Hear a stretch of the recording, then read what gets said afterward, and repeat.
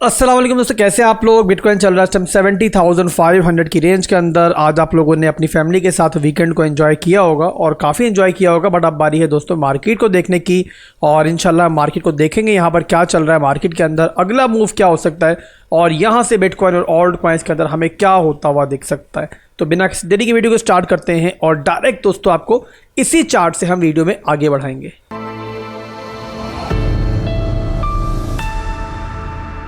तो BTC का chart दोस्तों मेरे सामने ओपन है। बिटकॉइन चल रहा है 70,530 की रेंज के अंदर और ऑलरेडी मैंने आपको बताया हुआ है कि 1 घंटे के अंदर, 4 घंटे के अंदर, डेली के अंदर, वीकली के अंदर भी इवन जो है हमारा जो स्ट्रक्चर है, ट्रेंड है जो हमारा, वो है हमारा अप ट्रेंड की तरफ। अब यहाँ पर दोस्तों 4 घंटे के टाइम फ्रेम का चार्ट मेरे पास ओपन है। लोअर लोज लोअर हाइज बन रहे थे आपके सामने। स्ट्रक्चर ब्रेक जैसे मिला हमें, हमने यहाँ पे लॉन्ग किया। उसके बाद दोस्तों फर्स्ट टारगेट जो मैंने दिया था आपको, वो दिया था 68,500 का, वो हिट हुआ है।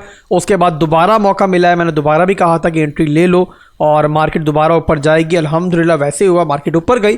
और अभी यहाँ पर दोस्तों हमें इंतजार है और जिन लोगों ने यहाँ पर जाहिर सी बातें लॉन्ग की होगी उनको भी इंतजार होगा सेकंड टारगेट का, और उसके हम लोग नजदीक ही हैं, बहुत दूर नहीं है। और इस टाइम 70,530 की रेंज में इस टाइम बिटकॉइन चल रहा है। अब यहाँ पर दोस्तों करंट सूरत हाल इस टाइम ये है कि बिटकॉइन को ना एक एरिया से एक रेजिस्टेंस मिल रही है। अब रेजिस्टेंस एरिया दोस्तों जिस टाइम मौजूद है हमारे सामने कोई बहुत स्ट्रांग नहीं है, पर बहरहाल एक टेक्निकल रेजिस्टेंस है। और यहाँ से फिलहाल के लिए हमें वीकेंड की वजह से भी, वीकेंड पे आपको पता है कि वॉल्यूम कम होता है और ये रीजन भी है दोस्तों इसके पीछे। और इस टाइम बिटकॉइन जो है इसी एरिया से इस टाइम रेजिस्टेंस ले रहा है। अब ये एरिया दोस्तों कौन सा है, मैं चार्ट थोड़ा बड़ा करके दिखाता हूँ तो आपको आइडिया होगा कि आखिर इस एरिया से रेजिस्टेंस लेने का रीजन क्या है। तो यहाँ पर आप लोगों को नोट करना है हमारी प्रीवियस रैली को, जहाँ बिटकॉइन ने पंप करके ऑलमोस्ट 74,000 का जो है ना वो टॉप मारा था। यहाँ पर नोट करो, तब भी बिटकॉइन जो है हायर हाइज हाई लोज बना रहा था। ये हायर हाई बना, ये हायर लो बना, ठीक है।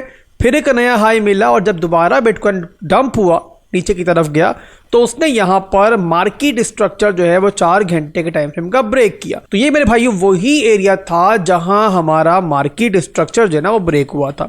और इसी रीजन की वजह से अभी आपको दिखाई दे रहा है, मैंने ट्रेंड लाइन भी यहाँ ड्रॉ की हुई है कि इसी रेंज से हमें जो है एग्जैक्टली रिजेक्शन मिल रही है। अब यहाँ पर दोस्तों रिजेक्शन के बाद बिटकॉइन बहुत स्पीड से डंप नहीं कर रहा और यहाँ पर फिर भी स्टेबल चल रहा है। इसका मतलब क्या है दोस्तों, इसका मतलब ये है कि जो बायर्स हैं वो यहाँ पर हिम्मत नहीं हार रहे हैं, जो बुल्स है वो यहाँ पे पूरी ट्राई कर रहे हैं रेजिस्टेंस को तोड़ने की।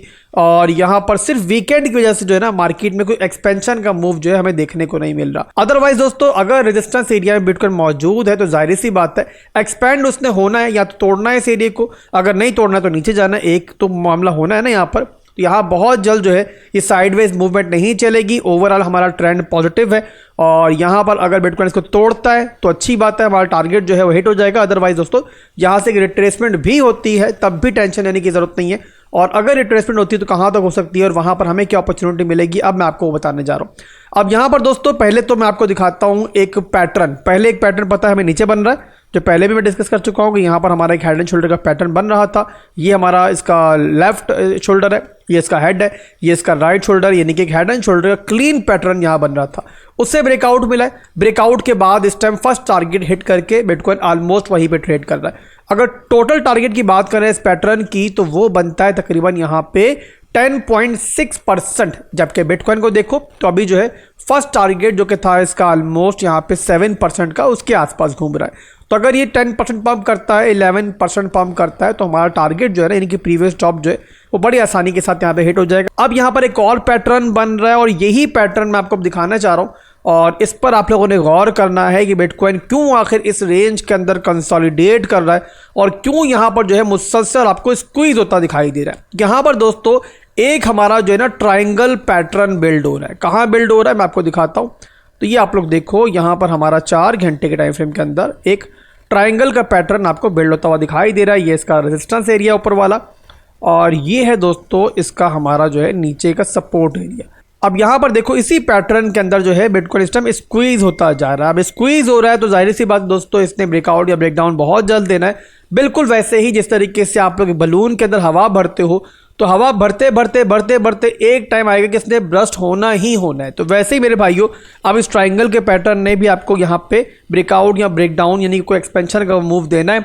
अब यहाँ पर अगर तो ब्रेकआउट मिलता है हमें इस पैटर्न से तो यहाँ पर उसके नतीजे में क्या होगा दोस्तों कि हमें जो है ना हमारा जो टारगेट है ना वो यहाँ पर इसके नतीजे में हिट होता हुआ दिखाई देगा। आप यहाँ पर नोट करो तो यहाँ पे ब्रेकआउट मिलता है तो 5.15% की जो मूव बनती है वो ऑलमोस्ट जो है हमारे प्रीवियस टॉप के ऊपर ही बनती है। तो इस तरीके से आपको आइडिया हो जाएगा कि अगर इस पैटर्न से ब्रेकआउट मिलता है तो हमारा फर्स्ट टारगेट यहाँ पे हिट होगा। बट इन केस अगर ये पैटर्न हमें ब्रेकडाउन भी देता है तब भी क्या होगा दोस्तों कि तब भी ये होगा कि नीचे हमारे पास एक सपोर्ट लेवल मौजूद है। और अगर इस पैटर्न का नीचे का टारगेट हम देखते हैं तो वो भी लगभग वही बनता है, यानी कि 5 पॉइंट समथिंग बनता है। तो यहाँ पर आप देखो तो अगर ब्रेकडाउन मिले तो हम तब भी जो है लैंड करेंगे अपनी एक सपोर्ट के ऊपर। ये सपोर्ट कौन सी है, ये कल की वीडियो में भी मैंने एक्सप्लेन किया था आपको कि डेली टाइम फ्रेम की हमारी सपोर्ट है और यहाँ पर हमारे पास स्मॉलर टाइम फ्रेम का एक ऑर्डर ब्लॉक का भी एरिया है और इसके अलावा यहाँ पर हमारे पास स्ट्रॉन्ग लो भी है। इसके अलावा दोस्तों यहाँ पर हमारे पास जो है ना एक CME गैप भी मौजूद है। तो यहाँ पर CME गैप अगर फिल आउट होता है और यहाँ से दोबारा बिटकॉइन बाउंस बैक लेता है तो उस सूरत में दोस्तों आप लोगों को एक और ट्रेड ओपन करने का मौका मिल सकता है, ना सिर्फ ये बिटकॉइन के अंदर बल्कि साथ ही साथ ऑल्ट कॉइन्स के अंदर भी। तो दोनों सूरतों में यहाँ पर फिलहाल के लिए जो सिचुएशन है मार्केट की वो मुझे फिलहाल के लिए पॉजिटिव दिख रही है। अब यहाँ पर दोस्तों एक और चीज़ भी आप देख लो और वो बहुत इंपॉर्टेंट चीज़ है। वो क्या है दोस्तों, वो ये है कि आज हमारी एक वीकली क्लोजिंग होनी है और वीकली क्लोजिंग के लिए मैं आपको लेकर चलता हूँ वीकली टाइम फ्रेम के अंदर ताकि आपको आइडिया हो कि क्लोजिंग जो है हमें कहाँ पर मिलती हुई दिखाई दे रही है और उसके मिलने के बाद मार्केट में क्या चीज़ चेंज होगी। तो यहाँ दोस्तों मैं थोड़ा सा चार्ट क्लियर करता हूँ जो मैंने यहाँ पे काटा पीटा किया हुआ है हमारे 4 घंटे के टाइम फ्रेम के अंदर। सारे कीड़े मकोड़े यहाँ पे दूर करता हूँ ताकि मेरे भाइयों को सही से समझ में आए। अब यहाँ पर नोट करो ये वीकली टाइम फ्रेम का चार्ट है दोस्तों। तो यहाँ पर आप देखो तो बिटकॉइन इससे पहले जो है ना, यानी कि जो आपको पिछले दिनों के अंदर रिट्रेसमेंट देखने को मिली है उससे पहले बिटकॉइन एक हायर हाई के मूव के अंदर था। तो ये बन गया दोस्तों हमारा हायर हाई वीकली के अंदर, यहां मिला हमें एक हायर लो का मूव। अब इस हायर लो के मूव के बाद दोस्तों बिटकॉइन बना रहा है वीकली के अंदर एक नया हाई। अब यहां पर जो प्रीवियस क्लोजिंग हमारी हुई है वो हुई है हमारी, अगर आप नोट करो तो हुई है इस रेंज के अंदर जो कि बनता है हमारा 68,944 का जोन।